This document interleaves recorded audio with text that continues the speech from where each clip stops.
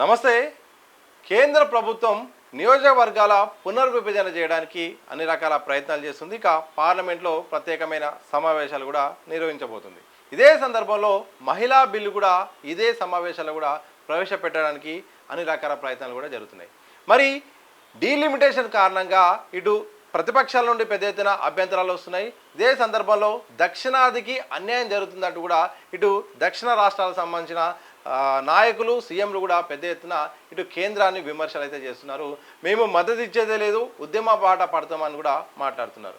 మరి డీలిమిటేషన్ ప్రక్రియ ఎలా ఉంది, ఇది అసలు అమలు సాధ్యమవుతుందా, పూర్తి స్థాయిలో పార్లమెంట్లో నిలబడుతుందా, అలాగే మహిళా బిల్లుపై జరుగుతున్న చర్చ విషయంలో ఏమేం జరుగుతుందో తెలుసుకునే ప్రయత్నం చేద్దాం. మనతో పాటు ప్రొఫెసర్ గోలా రమేష్ గారు ఉన్నారు. వారి యొక్క విశ్లేషణ తెలుసుకుందాం. సార్ నమస్కారం. సార్ నమస్తే సతీష్. సార్, డీలిమిటేషన్ ఎప్పటి నుండో ఈ అంశం తెరపైకి వస్తున్నప్పుడు కూడా తాజాగా చాలా స్పీడ్గా కేంద్ర ప్రభుత్వం ప్రత్యేకమైన సమావేశాలు పెట్టడం, అలాగే ఎంపీలకు కూడా వాటికి సంబంధించిన డ్రాఫ్ట్ కూడా పంపించడం, రెండింటిని ఒకేసారి అమలు చేయడానికి ప్లాన్ చేస్తుంది. నిజంగా ఈ అంశంపై జరుగుతున్న చర్చ విషయంలో మీ యొక్క విశ్లేషణ ఏంటి? ఇప్పుడు నాకు అర్థం కాని విషయం ఏంటంటే సతీష్, ఇప్పుడు అర్జెంటుగా 3 రోజులు సమావేశాలు పెట్టి పార్లమెంట్ సమావేశాలు ఇంత అర్జెంటుగా ఈ 3 బిల్లులు, ఏది ఒకటేమో నారీ శక్తి వందన్ అధినియం అంటే మహిళా రిజర్వేషన్ బిల్లు, అంటే కాన్స్టిట్యూషన్ 131st అమెండ్మెంట్ బిల్లు అని చెప్పి పట్టుకొని వస్తున్నారు. అదొక బిల్లు వస్తుంది. రెండవ బిల్లు ఏమొస్తుంది, డీలిమిటేషన్ బిల్లు, అది రెండో బిల్లు. మూడోదేమో కేంద్రపాలిత ప్రాంతాల్లో కూడా ఈ 33% రిజర్వేషన్ని యూనిఫామిటీ తీసుకురావడం కోసం మూడో బిల్లు. సో మూడో బిల్లు పెద్ద ఇష్యూ కాదు. ఇప్పుడు ఈ 2 బిల్లుల్లో ఇంత అర్జెంటుగా 3 రోజులు సమావేశాలు పెట్టి ఎందుకు తీసుకొని రావాలా నాకు అర్థం కాని విషయం.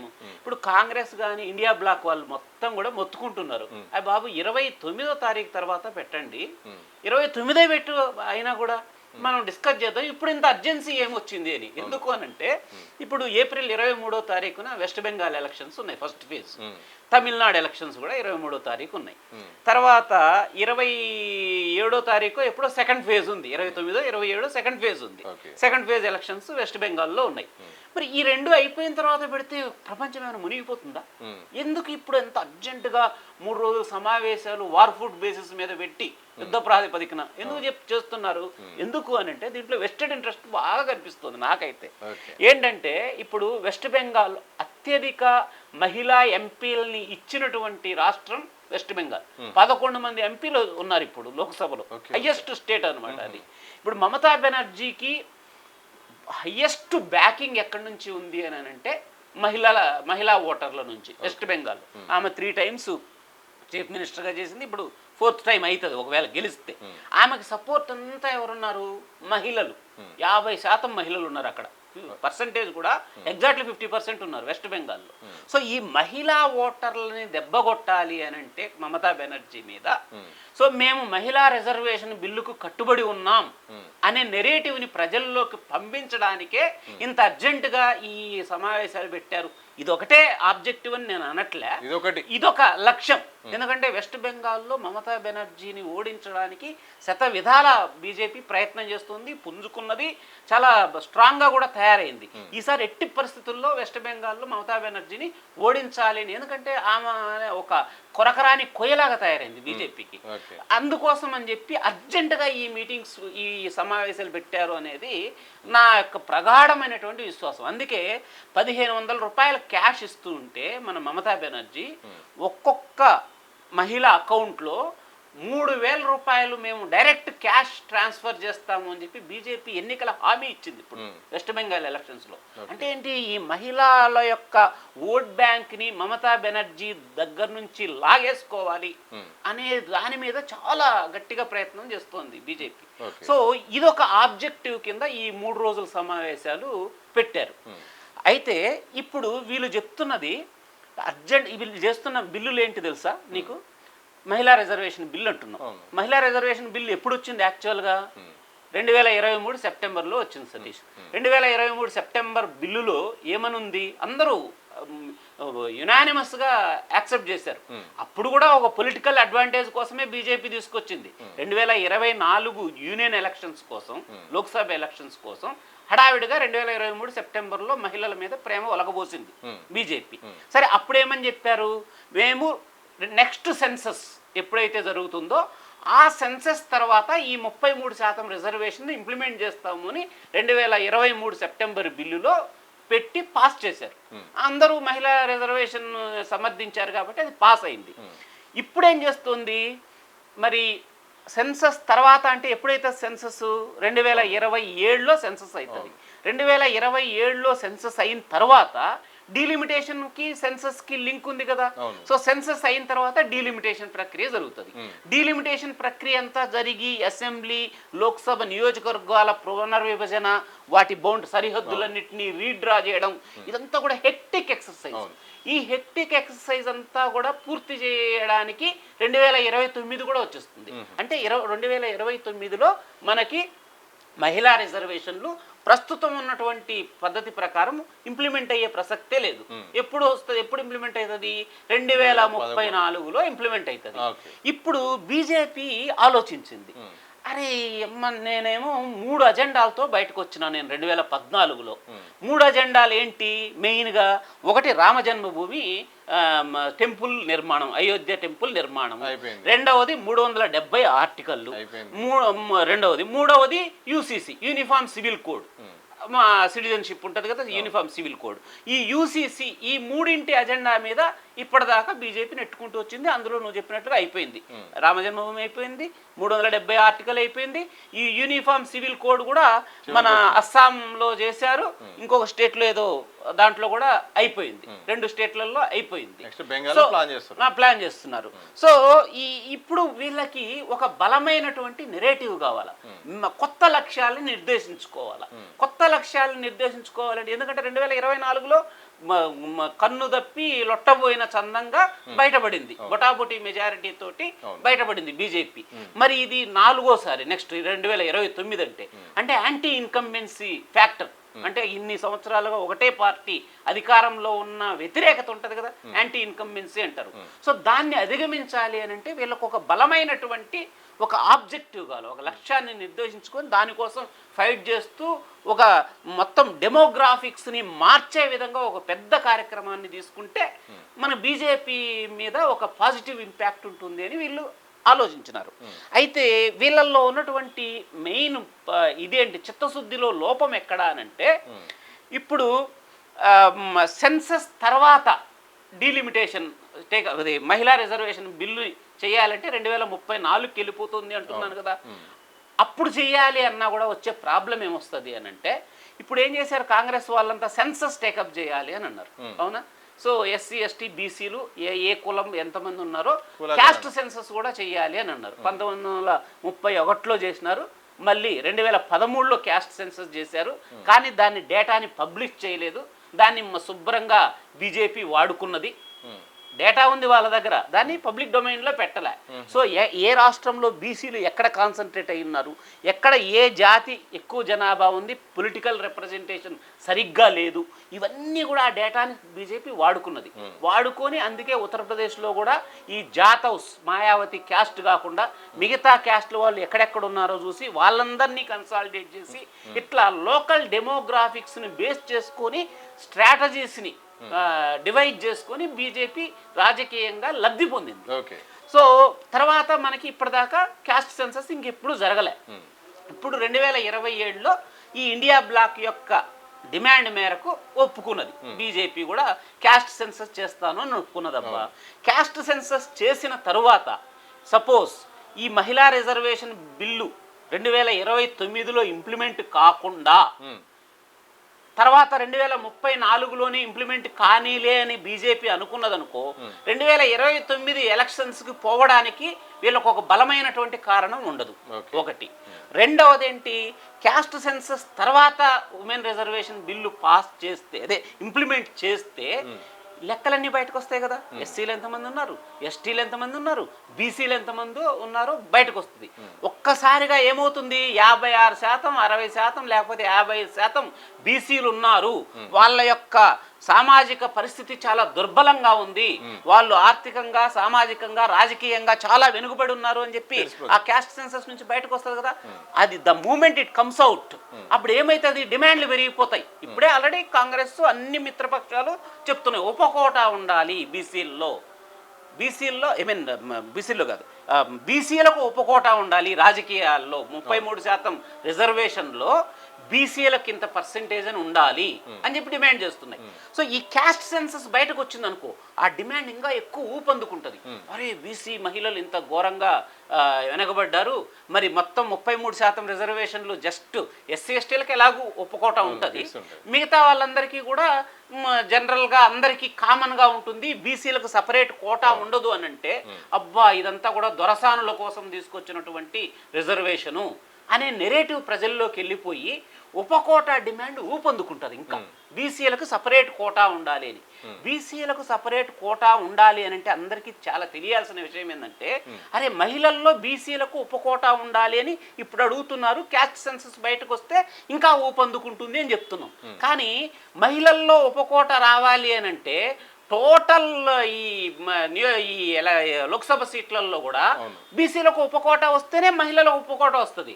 అంటే నువ్వు ఓన్లీ 33%లోనే మహిళలకు ఉపకోట ఇచ్చేస్తాను ఓబీసీ కింద అని అంటే కుదరదు. అప్పుడు జెంట్స్ లో కూడా చేయాల్సి వస్తుంది. అంటే అప్పుడు ఏమైతుంది, ఇప్పటిదాకా ఉన్నది ఎస్సీ ఎస్టీలకు మాత్రమే రిజర్వేషన్ ఉంది, అప్పుడు బీసీలకు కూడా జెంట్స్ కూడా బీసీ కింద కోటా వస్తుంది. బీసీ కింద కోటా వస్తే ఏమవుతుంది, మొత్తం అగ్రవర్ణ ఆధిపత్యం దారుణంగా దెబ్బతింటది. ఇప్పుడేంటి, బీసీల యొక్క రిప్రజెంటేషన్ పాలిటిక్స్ లో it is less than 20%, maximum 20%. మొత్తం అంతా ఉన్నదెంత, మొత్తం more than 50% upper caste people ఉన్నారు. 15% ఉన్న వాళ్ళు మోర్ దాన్ 50% మనకి పాలిటిక్స్ లో ఉన్నారు. ఎస్పెషలీ టాప్ పొజిషన్స్ లో పెద్ద పెద్ద పోస్టులు, చీఫ్ మినిస్టర్లుగా కానీ లేకపోతే సెంట్రల్ మినిస్టర్స్గా కానీ ఉన్నదంతా కూడా జనరల్ కమ్యూనిటీ పీపుల్ ఎక్కువ. మన తెలంగాణలో చూడండి ఎంతమంది రెడ్లు ఉన్నారు, మొత్తం రెడ్లే. ఇంపార్టెంట్ పొజిషన్స్లో ఉన్నదంతా కార్పొరేషన్లంతా ఉన్నది వాళ్ళే. సో ఈ నెరేటివ్ చాలా దారుణంగా దెబ్బతింటుంది. అరే అంతా అగ్రవర్ణాల ఇదే ఉంది అనే నెరేటివ్ బలపడిపోతుంది క్యాస్ట్ సెన్సస్ బయటకు వచ్చింది అని అంటే. సో అది రాక మునిపే మహిళా రిజర్వేషన్ని కానీ మనం ఇంప్లిమెంట్ చేస్తే బీజేపీ అనేది మహిళల కోసం కట్టుబడినటువంటి పార్టీ, ఒక చారిత్రాత్మకమైనటువంటి నిర్ణయం తీసుకున్నది అనేటువంటి నెరేటివ్ ప్రజల్లో బలంగా వెళ్ళిపోయి 2029లో మనం రాజకీయంగా లబ్ధి పొందొచ్చు అని చెప్పి హడావిడిగా ఇప్పుడు ఈ 2 కారణాలు, 2029లో మనం లబ్ధి పొందాలా, అది దీర్ఘకాలిక లక్ష్యం. షార్ట్ టర్మ్ స్వల్పకాలిక లక్ష్యం ఏంటంటే వెస్ట్ బెంగాల్లో మనం ఎన్నికల్లో మనం లబ్ధి పొందాలా, ఎందుకంటే ఆమెకు మొత్తం మమతా బెనర్జీకి మహిళా ఓటర్లే ఫుల్ సపోర్ట్ కాబట్టి. ఈ లక్ష్యాలతోటి బీజేపీ ముందుకెళ్తుంది. నిజంగా ఎందుకు నీకు సెన్సస్ తర్వాతనే ఎందుకు చేయకూడదు, సెన్సస్కు ముందే చేయాలి అని అనుకుంటున్నావు. నువ్వు చాలా చిత్తశుద్ధిగా ఉన్నావు, మహిళలకు 33% రిజర్వేషన్ ఇవ్వాలి అని అనుకుంటున్నావు.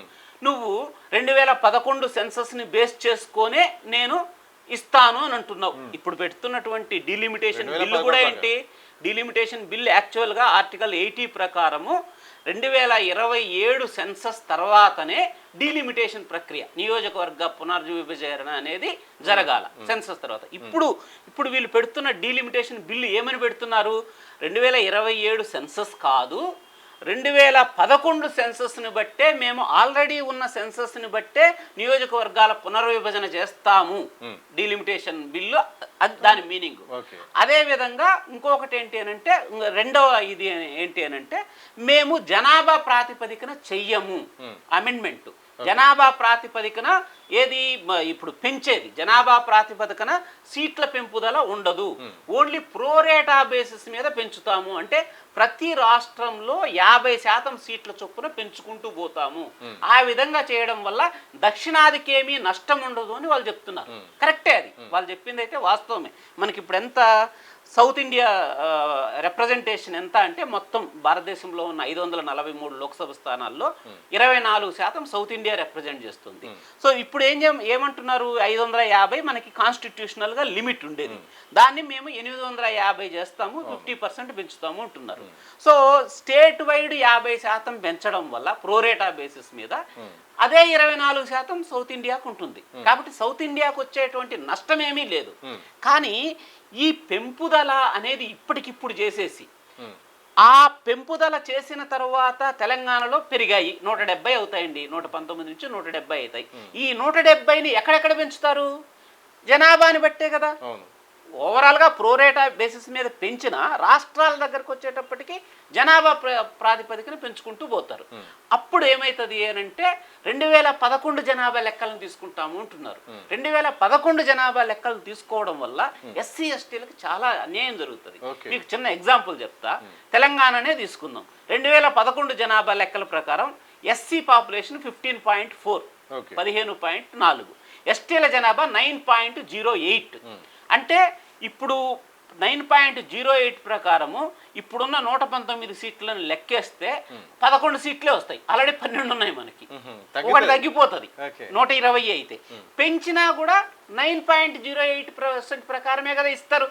కానీ 2017 మన సమగ్ర కుటుంబ సర్వే క్యాస్ట్ సెన్సస్ జరిగింది కదా, ఎస్సీసీసీ మన రేవంత్ రెడ్డి చేశాడు కదా, దాంట్లో ఎస్టీల జనాభా ఎంత ఉంది?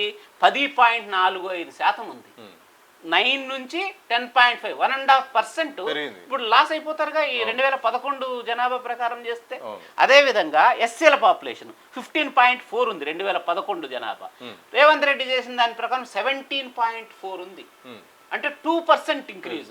అంటే 2% అంటే 170 అయితే 17 2 34, 3.4, కనీసం 3 సీట్లు లాస్ అయిపోతారు ఎస్సీలు. సో ఇట్లా 2011 జనాభాని బేస్ చేసుకొని మేము డీలిమిటేషన్ చేస్తాము అని ఎందుకంటోంది అని అంటే 2029లోనే మహిళా రిజర్వేషన్ బిల్లుని తీసుకురావాలి అనేటువంటి ఉద్దేశంతో. ఉద్దేశం మంచిదే, మహిళా రిజర్వేషన్ బిల్లు, కానీ దాన్ని తీసుకురావడం కోసం నువ్వు 2011 సెన్సస్ని బేస్ చేసుకోవడం అనేది మొదటి తప్పు. నువ్వు అంతగా మహిళా రిజర్వేషన్ బిల్లు తీసుకురావాలి అని అంటే నువ్వు 550 నుంచి 850కి పెంచి ఎందుకు? తర్వాత తీసుకురా, సెన్సస్ అయిన తర్వాత తీసుకురా 850. నువ్వు చెప్పినట్లుగా ఈ 543లోనే ఇవ్వు 33% రిజర్వేషన్. చిత్తశుద్ధి ఉంటే ఇండియా బ్లాక్ ఏమైనా వద్దంటుందా? వాళ్ళు 2023లో చెప్పారు. నువ్వు 543లోనే 33% రిజర్వేషన్ ఇంప్లిమెంట్ చేసేయని అంటున్నారు వాళ్ళు. మరి నువ్వు ఆ పని చేయొచ్చు కదా, ఎందుకు ఆ పని ఎందుకు చేయట్లేదు అని అంటే ఈ 543లో 33% అంటే 170 180 పోతే ఈ ఎవరైతే మేల్ ఎంపీస్ ఉన్నారో, మగ ఎంపీలు ఎవరైతే ఉన్నారో వాళ్ళందరూ తిరగబడతారు, అసంతృప్తి పెళ్ళు బిగుతుంది. బయట ఎక్స్ప్రెస్ చేయకపోయినా ఎవడో చెప్పడు మహిళలకు ఇయ్యద్దు అని చెప్పి ఇయ్యాల్సిందే అంటారు.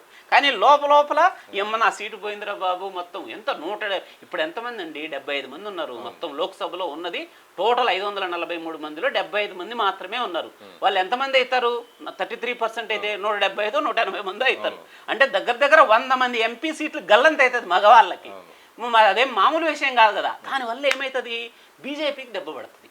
ఇప్పుడున్న 543లోనే 33% కానీ మనం చేస్తే బీజేపీకి దారుణమైనటువంటి దెబ్బ పడుతుంది, అసంతృప్తి వస్తుంది. సో అందుకని ఈ 543లో చెయ్యకుండా టాక్ట్ఫుల్గా 850కి పెంచితే అప్పుడు ఉన్నవాళ్ళు నష్టపోరు. సో మహిళలకు వాళ్ళకు వచ్చేది వాళ్ళకు వస్తుంది అని ఒక గేమ్ ప్లాన్ తోటి ముందుకు వచ్చారు. కానీ అది ఎప్పుడు చేయాలా? నువ్వు క్యాస్ట్ సెన్సస్ తర్వాత చేస్తే నీకు ఎస్సీలు ఎంతమంది, ఎస్టీలు ఎంతమంది, బీసీలు ఎంతమంది, వాళ్ళ సామాజిక స్థితిగతులు ఏంటి అవి తెలుస్తాయి. అవి తెలిసిన తర్వాత నువ్వు మహిళా రిజర్వేషన్ బిల్లు కోసం పొమ్మని అనంటే అది 2034 వరకు కూడా రాదు. కాబట్టి ఇప్పుడు ఈ 2029 నేను ఎట్లా గెలవాలి ఎలక్షన్? మన లాస్ట్ టైమే చాలా దెబ్బతిన్నా వీళ్ళ రాహుల్ గాంధీ ఎఫెక్ట్కి, బీసీ కులగణన జరపాలి అన్న దాని మీద. ఇప్పుడు మళ్ళీ కులగణన తర్వాత నేను కానీ డెసిషన్ తీసుకుంటే నేను దెబ్బతింటాను 2029లో అనేటువంటి భయంతో వీళ్ళు ఇట్లా ప్రొసీడ్ అవుతున్నారు. కానీ ఈ బిల్లు పాస్ అవుతుంది అనుకుంటున్నాను. అదే సార్, ఇదే అసలైన ప్రశ్న. ఎందుకంటే ఒకవైపు విపక్షాలు ఏమంటున్నాయంటే మహిళా బిల్లుకు మేము ఆమోదమే, మా మద్దతే, కానీ డీలిమిటేషన్ అనే ప్రక్రియ మాత్రం సరిగ్గా లేదు, దానికి మాత్రం మేము వ్యతిరేకం, మమ్మల్ని చాలా టాక్టిక్గా వ్యూహాత్మకంగా ఇరికిచ్చే ప్రయత్నం చేస్తున్నారని ప్రతిపక్షాలు అంటున్నాయి. మరి ఈ బిల్లులు చట్టంగా మారుతాయా, నిలబడతాయా అనేది ఇప్పుడు పెద్ద ప్రశ్న. దీనికి ఏం చెప్తారు? అవ్వదు సతీష్. డిలిమిటేషన్ బిల్లు నాకు తెలిసినంత వరకు 80% ఇప్పుడున్నటువంటి ప్రస్తుత రూపంలో ఈ బిల్లు పాస్ అయ్యే సమస్య లేదు. ఎందుకంటే డిలిమిటేషన్ బిల్ అంటే రాజ్యాంగ సవరణ జరగాల, కాన్స్టిట్యూషనల్ అమెండ్మెంట్. నీకు రాజ్యాంగ సవరణ జరగాలి అని అంటే స్పెషల్ మెజారిటీ ఉండాలి. స్పెషల్ మెజారిటీ అంటే 2/3 మెజారిటీ ఉండాలి. అంటే 2/3 మెజారిటీ అంటే 543లో 2/3 కాదు. ఎవరైతే అందులో అటెండ్ అయ్యి ప్రజెంట్ అయ్యి ఆ రోజు పార్లమెంట్లో ప్రజెంట్ అయ్యి ఓటింగ్లో పాల్గొంటారో వాళ్ళల్లో 2/3 మెజారిటీ రావాలా. జనరల్గా ఇప్పుడు Congress block India block full ఫర్మ్గా ఉంది దీని మీద, చాలా ఇది పట్టుదలతో ఉంది. బీజేపీ కూడా ఎన్డీఏ బ్లాక్ కూడా అంతే పట్టుదలతో ఉంది. కాబట్టి నాకు తెలిసి అందరూ పాల్గొంటారు, అందరూ ఓటింగ్లో పాల్గొంటారు నాకు తెలిసినంత వరకు. సో 543లో 2/3 మెజారిటీ అంటే ఎంత? 360 మంది మద్దతు కావాలా. ఇప్పుడు ఇండియా బ్లాక్ ఉన్నదెంత? 290, ఎన్డీఏ బ్లాక్ ఉన్నదెంత? ఎన్డీఏ దానికి 292 మంది ఉన్నారు. ఇక ఇండిపెండెంట్లు, వైఎస్ఆర్సీపీ ఒక నలుగురు, వీళ్ళందరినీ కలుపుకుంటే టీడీపీ ఎన్డీఏ ఇదే అదంతా కలుపుకుంటేనే 292. జనతాదళ్ళు, టీడీపీ ఇవన్నీ కలుపుకుంటేనే 292. ఈ కాకుండా ఇండిపెండెంట్లు అంటే వైఎస్ఆర్సీపీ లాంటి పార్టీ, ఇంక మిగతా ఇండిపెండెంట్లు చిన్న చితక పార్టీలు కలుపుకుంటే వాళ్ళు ఒక 15 మంది ఉన్నారు. అబ్బా 292 15 మంది ఎంత? 307 మంది. నీకు కావాల్సిందంత 360 మంది. ఎట్లా పాస్ అవుతుంది చెప్పు డిలిమిటేషన్ బిల్లు? సో మహిళా రిజర్వేషన్ బిల్లు పాస్ అవుతుంది. కానీ మహిళా రిజర్వేషన్ బిల్లు ఏమని ఉంది ఇప్పుడు పెట్టిన అమెండ్మెంట్? నెక్స్ట్ సెన్సస్ తర్వాత కాదు, ఇప్పుడు ఇది వరకు ఉన్న సెన్సస్ ని బట్టే మేము రిజర్వేషన్ ని ఇంప్లిమెంట్ చేస్తాము అనేది ఆ bill. 131st constitutional amendment bill. అది క్లియర్ అవుతుంది. కానీ అది క్లియర్ అయితే బీజేపీ నోట్లో పచ్చి వెలక్కాయ పడ్డట్లు అవుతుంది. ఎందుకు? 33% రిజర్వేషన్ కి ఓకే. ఏది? పాత సెన్సస్ ను బట్టి. ఇది వరకే ఉన్న సెన్సస్ అంటే 2011 బట్టి 33% ఓకే. అది ఓకే అవుతుంది. ఈ డీలిమిటేషన్ బిల్కి 2/3 మెజారిటీ రావాలి కదా. ఈ 2/3 మెజారిటీ రావాలి అని అంటే 360 మంది మద్దతు ఉండాలి కదా. 360 మద్దతు కూడబెట్టుకోవడం కష్టం కదా. కష్టమైతే ఏమైతుంది? ఇవి 850 అవ్వవు కదా. ఇప్పుడున్న 550 850 అవ్వవు కదా. ప్రోరేట బేసిస్ మీద పెంచలేరు కదా. పెంచకపోతే ఏమైతుంది? 543లోనే 33% రిజర్వేషన్ ని మహిళలకు ఇవ్వాల్సి వస్తుంది. 170 180. అప్పుడు ఇస్తే ఏమవుతుంది? బీజేపీ రాజకీయంగా దెబ్బతింటుంది, డ్యామేజ్ అవుతుంది. సో ఈ డీలిమిటేషన్ బిల్లు పాస్ అవ్వడం చాలా కష్టం నాకు తెలిసినంత వరకు. డీలిమిటేషన్ బిల్లు పాస్ కాకపోతే మహిళా రిజర్వేషన్ బిల్లుని వీళ్ళు ముందుకు తీసుకెళ్లడం కూడా కష్టం. సో నా ఉద్దేశం అయితే ఇది అయ్యేటువంటి పరిస్థితి లేదు సతీష్. సార్, ఇదే సందర్భంలో ఒకవేళ మరి విపక్షాలు మద్దతు ఇవ్వకపోతే, విపక్షాలు ఇటు మహిళా బిల్లు విషయంలో ఒక రకంగా ఉన్నాయి, అలాగే డీలిమిటేషన్ వ్యతిరేకించాయి. డీలిమిటేషన్ ద్వారా మేము ఇద్దాం అనుకున్నాం, కానీ ఈరోజు అన్యాయం చేసిందని కూడా ఇటు ఒక ప్రచారాస్త్రంగా బీజేపీ తీసుకెళ్లే అవకాశం ఉందిగా. బీజేపీ తీసుకెళ్ళినా అది అడ్వాంటేజ్ అవ్వదు సతీష్ నాకు తెలిసినంత వరకు. ఎందుకు అనంటే ఏమని చెప్తున్నాయి కాంగ్రెస్ 2023 సెప్టెంబర్లో అని చెప్పి, అరే నువ్వు ఉన్న 543లో చేసేయి, నువ్వు మేము ఇస్తున్నాం కదా మద్దతు. నువ్వు సెన్సస్ పాత సెన్సస్ ని బట్టే కొత్త సెన్సస్ లేట్ అవుతుంది, 2029లో నువ్వు ఇంప్లిమెంట్ చేయలేను అంటున్నావు. ఓకే, నువ్వు 543లోనే you allot 33% for ladies, we're ready to support అని చెప్పంటున్నాయి. సో అప్పుడు ఆ మాట ఎట్లా చెప్తుంది? వీళ్ళు మహిళా రిజర్వేషన్లకు వ్యతిరేకము అని బీజేపీ చెప్పలేదు కదా.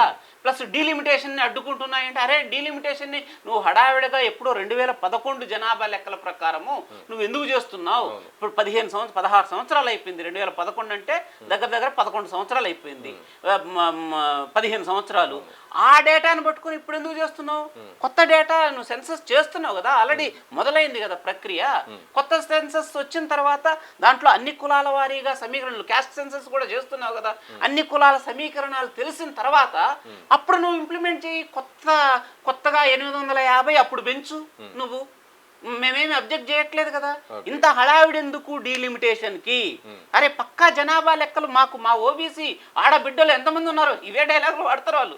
మా ఓబీసీ ఆడబిడ్డలు ఎంతమంది ఉన్నారో తెలియాలి కదా మాకు, వాళ్ళ సామాజిక ఆర్థిక రాజకీయ పరిస్థితులు మాకు తెలియాలి కదా అని అంటే ఎవరైనా నమ్ముతారు కదా. అరే ఇంత హడావిడి ఎందుకు డీలిమిటేషన్, ఉన్న 543 మందిలో ఇచ్చేసే, నీకు అంత ప్రేమ ఉంటే లేడీస్ లో అని అంటారు కదా.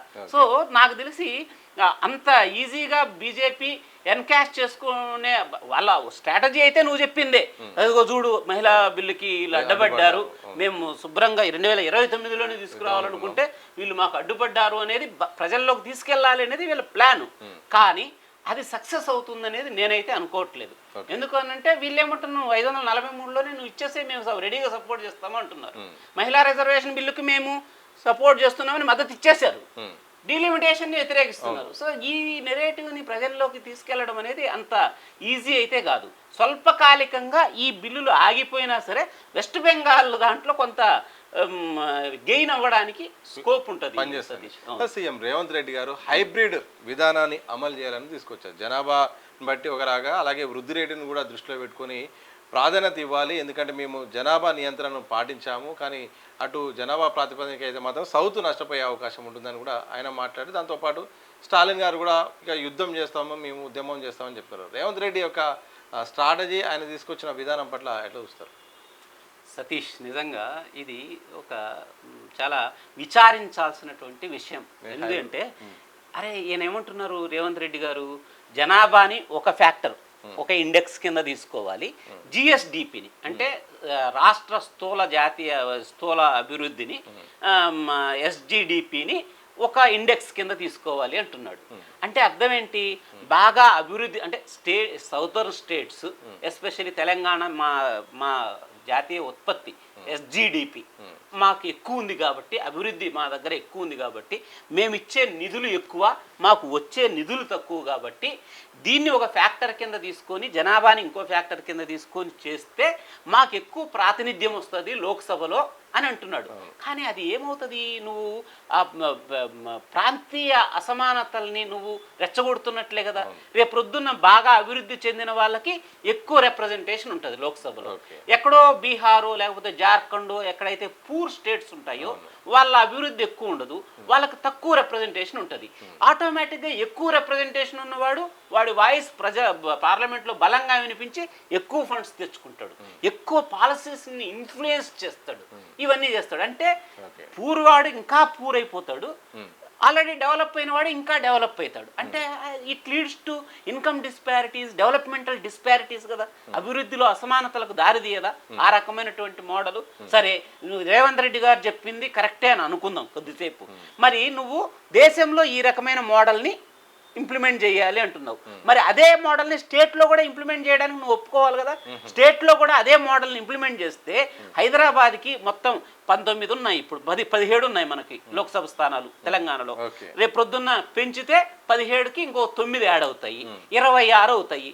26లో 70% ఇన్కమ్ నీ జిఎస్డిపి అంతా కూడా ఏది కంట్రిబ్యూట్ చేస్తుంది? హైదరాబాద్ ఇన్కమ్ కంట్రిబ్యూట్ చేస్తుంది మొత్తం అంతా కూడా. అప్పుడు ఏమవుతుంది? 26లో 16, 17 హైదరాబాద్కే ఇవ్వాలి నువ్వు సీట్లు. మరి నువ్వు చెప్పే మోడల్ని స్టేట్కి అప్లై చేయి. మరి నువ్వు దేశానికి ఈ హైబ్రిడ్ మోడల్ అంటున్నావు, స్టేట్కి కూడా అప్లై చేయి నువ్వు హైబ్రిడ్ మోడల్. అంటే ఆదిలాబాద్ డిస్టిక్లో ఒకడుంటాడు ఎంపీ, హైదరాబాద్లో 16 మంది ఉంటారు. మరి కరెక్టేనా అది అట్లా ఉండడం అనేది? So whatever proposal, whatever solution you are proposing, నువ్వు ఏ సొల్యూషన్ ఇచ్చినా కూడా it should reflect the aspirations of the entire people, entire demographics, మొత్తం అందరి ప్రజల యొక్క మా భావాల్ని. ఒక ఇంక్లూజివ్ గ్రోత్ కావాలబ్బా. మోడీ ఏమంటున్నారు? మోడీ అయినా ఎవరైనా సబ్కా సాత్ సబ్కా వికాస్ అంటే ఇంక్లూజివ్ గ్రోత్, అందరినీ కూడా భాగస్వామ్యం చేసిన అభివృద్ధి, సమ్మిళితమైనటువంటి అభివృద్ధి, అదే నిజమైనటువంటి అభివృద్ధి. నువ్వు హైబ్రిడ్ మోడల్ అని చెప్పి బాగా డెవలప్ అయిన వాళ్ళకి మాకు ఎక్కువ సీట్లు కావాలా అంటే పాపం వాళ్ళు డెవలప్ కాని వాళ్ళు వాళ్ళ జీవితాలు అంతేనా? సో అది హైబ్రిడ్ మోడల్ అనేది కరెక్ట్ అని నేనైతే అనుకోవట్లేదు. సార్, ఓవరాల్గా మొత్తం పెద్ద చర్చ, ఒకవైపు విపక్షాలు, ఒకవైపు విశ్లేషణలు ఇవన్నీ జరుగుతున్నాయి. ఒకవైపు ఇది మహిళా బిల్లు గురించి అయితే మాత్రం దాదాపు అందరూ కూడా యాక్సెప్టెడ్గా రెడీగా ఉన్నారు, అంతా కూడా ప్రభుత్వానికి అనుకూలంగా ఉన్నారు. ఈ డీలిమిటేషన్ పైన జరుగుతున్న దానిపైన, అలాగే ఇంత స్పీడ్గా వ్యవహరిస్తున్న దానిపైన ఓవరాల్గా చెప్తే ఏం చెప్తారు ఇంత స్పీడ్? ఇది చూడు సతీష్, ఇదంతా కూడా ఓటు బ్యాంకు రాజకీయాలు, రాజకీయ జిమ్మిక్కులు. నిజంగా చెప్తున్నా, ప్రామిస్ చెప్తున్నా. ఇప్పుడు ఇంత చిత్తశుద్ధి ఉంటే 33% రిజర్వేషన్ కావాలని గొంతు చించుకొని అరుస్తున్నారు కదా అన్ని పార్టీలు, మేం రెడీ అని చెప్పి. మరి ఓ చిన్న ఎగ్జాంపుల్ చెప్తా. తెలంగాణలో మహిళా ఎంపీలకి ఎంతమందికి టికెట్లు ఇచ్చారబ్బా? కాంగ్రెస్ 3కి ఇచ్చింది, బీఆర్ఎస్ ఒకరికి ఇచ్చింది, బీజేపీ ఒకరికి ఇచ్చింది. డికే అరుణ కదా, డికే అరుణ అనుకుంటా. హైదరాబాద్ కూడా ఇచ్చింది అనుకుంటా, హైదరాబాద్ ఎంపీ ప్లేస్ ఒకరే నాకు తెలిసినంత వరకు బీజేపీ నుంచి ఒకరే అబ్బా. ఎవరెవరు చెప్పు? లేదు, హైదరాబాద్ నుండి కూడా బీజేపీ తరఫు నుండి పోటీ చేసింది మాధవీలత, ఇద్దరు అనుకుంటా. ఎంపీకా? ఎంపీ 2 సీట్లు ఇచ్చినారా? మేబీ నాకు గుర్తున్నది ఒకటే అనుకున్నా. సో అంటే అర్థం ఏంటి? మన దగ్గర ఎంటైర్ ఇండియాలో ఇప్పుడున్న మహిళా ఎంపీల పర్సంటేజ్ ఎంతో తెలుసా? 543లో 75 మంది, 13.06. మరి ఈ ఎంపీలందరూ కూడా ఈ గొంతు చించుకుంటున్న BJP main, Congress main, SP, అదేవిధంగా జనతాదళ్ళు, వీళ్ళే కదా. వీళ్ళందరూ మరి ఇంత గొంతు చించుకొని మేము రెడీ 33% అని బయటకు చెప్తున్నారు కానీ మరి ఎందుకు 13% ఉన్నారు మరి? సో ఇదంతా ఏంటంటే నిజంగా ఎవరికి చిత్తశుద్ధి లేదు, మనసుల్లో గుబులుంది. కానీ మహిళల పాట పాడితే మనకు ఓట్లు వస్తాయి కాబట్టి ఈ సీట్లను ఇంతే ఉంచి ఇబ్బంది లేకుండా 850కి పెంచితే ఆటోమేటిక్గా మహిళలు సపరేట్గా వస్తారు. మన సీట్లు మనం కాపాడుకోవచ్చు, ఇప్పుడున్న సీట్లు మగ ఎంపీల సీట్లు కాపాడుకోవచ్చు. కాబట్టి అందరూ కూడా మేము రెడీ అంటున్నారు. మంచిదే. అసలు నన్ను అడిగితే ఎందుకు 33% ఇవ్వాలండి? Why not it is 45%? ఇప్పుడు 1000కి 980 మందో ఎంతమందో ఆడవాళ్ళు ఉంటారు సతీష్. నువ్వెవడు 33% ఇవ్వడానికి? నీకు ఏం హక్కు ఉందని చెప్పి 33% ఇవ్వడానికి? వై నాట్ 1000కి 980 మంది లేడీస్ ఉండేటప్పుడు 45%, 48% ఎందుకు ఇవ్వవు నువ్వు? 50-50 కూడా ఇవ్వచ్చు కదా. ఇప్పుడు భారతదేశంలో రువాండా అనేటువంటి దేశాన్ని తీసుకుంటే 60% పార్లమెంట్లో మహిళలకి రిజర్వేషన్ ఉంది. 60%. తర్వాత 50% నీకు క్యూబా కానీ, తర్వాత రువాండా కాకుండా క్యూబా, మెక్సికో, తర్వాత ఇంకా కొన్ని దేశాలు ఉన్నాయి. యునైటెడ్ అరబ్ ఎమిరేట్స్ మన పక్కనే ఉన్న యుఏఈ, యునైటెడ్ అరబ్ ఎమిరేట్స్లో కూడా 50% పార్లమెంట్లో లేడీస్కి రిజర్వేషన్ ఉందండి. అదేవిధంగా 33% Cuba, Kenya, south African countries, Zimbabwe, Kenya, Albania ఇట్లాంటి సౌత్ ఆఫ్రికన్ కంట్రీస్లో 33% రిజర్వేషన్ ఉంది మహిళలకి. అరే చారిత్రాత్మకమైనటువంటి నిర్ణయం, ఇందులో డౌట్ ఏం లేదు. మహిళలకు 33% రిజర్వేషన్ ఇవ్వడం అనేది నిజంగా అంబేద్కర్ గారు ఆయన ఆ రోజు హిందూ కోడ్ బిల్లు ఫెయిల్ అయినందుకు, మహిళల యొక్క హక్కులకు భంగం కలిగినందుకు ఆ రోజు లా మినిస్టర్గా ఆయన రిజైన్ చేసి పడేశాడు. సో మహిళలకి ఆయన ఒక మాట అంటారు అంబేద్కర్ గారు, I will measure the progress of a community based on the degree of progress that their women have achieved అంటాడు. అంటే నేను ఒక జాతి అభివృద్ధి చెందిందా లేదా అనేది ఎలా నేను కొలుస్తాను అని అంటే ఆ జాతిలో ఉన్నటువంటి మహిళలు ఎంత అభివృద్ధి చెందారు అనే దాన్ని బట్టే వాళ్ళు అభివృద్ధి చెందారా లేదా ఆ జాతి అనేది నేను కొలుస్తాను అని చెప్తాను అన్నాడు. నిజంగా ఇప్పటికైనా మహిళలకి 33% రిజర్వేషన్ ఇవ్వడానికి ముందుకు వచ్చినందుకు హ్యాట్స్ ఆఫ్. కానీ నా పర్సనల్ ఒపీనియన్ అయితే ఇది క్యాస్ట్ సెన్సస్ తర్వాతనే చెయ్యాలి, నంబర్ 1. నంబర్ 2, ఉపకోట ఖచ్చితంగా ఉండాలి బీసీలకి. ఉపకోట అది మగవాళ్ళైనా సరే ఆడవాళ్ళైనా సరే స్పెషల్ రిజర్వేషన్ ఎస్సీ ఎస్టీలకు ఎలా ఉందో బీసీలకు కూడా చట్టసభల్లో మహిళలకైనా మగవాళ్ళకైనా కూడా రిజర్వేషన్ ఉండాలి. అది 2027 క్యాస్ట్ సెన్సస్ తర్వాత ఆ రకంగా వాళ్ళు నిర్ణయం తీసుకోవాలి అనేది నా యొక్క ఫుల్ డిమాండ్. 2011 సెన్సస్ మీద పోతే తెలంగాణలో మేమైతే ఎస్సీ ఎస్టీలు అయితే దెబ్బతింటారు. సో వాళ్ళు దెబ్బతినడానికి ఎట్టి పరిస్థితుల్లో ఒప్పుకోకూడదు, ఈ బిల్లు పాస్ కాకూడదు. 2029లో మహిళా రిజర్వేషన్లు ఇప్పుడున్న 543 మందితోటే 33% రిజర్వేషన్ ఇంప్లిమెంట్ కావాలి అనేది నా ప్రగాఢమైనటువంటి ఆంక్ష. ఇది మొత్తంగా దేశవ్యాప్తంగా ఇటు డీలిమిటేషన్ పైన అలాగే మహిళా బిల్లు పైన కూడా పెద్ద ఎత్తున చర్చ జరుగుతుంది. ఇలాంటి సందర్భంలో జరుగుతున్న పరిణామాలపై వాస్తవ పరిస్థితులపై కూడా ప్రొఫెసర్ గోల రమేష్ గారు వారి యొక్క అద్భుతమైన విశ్లేషణ ఇచ్చే ప్రయత్నం అయితే చేశారు. చూడాలి మరి ఈ కేంద్ర ప్రభుత్వం ఏం చేస్తుంది, అలాగే విపక్షాలు ఏం జరుగుతున్నాయి, మరి ఏ బిల్లు యాక్సెప్ట్ అవుతుంది లేదనేది మాత్రం మరికొద్ది గంటల్లో తెలిసే అవకాశం అయితే కనిపిస్తుంది. చూస్తూనే ఉండండి దిశ టీవీ.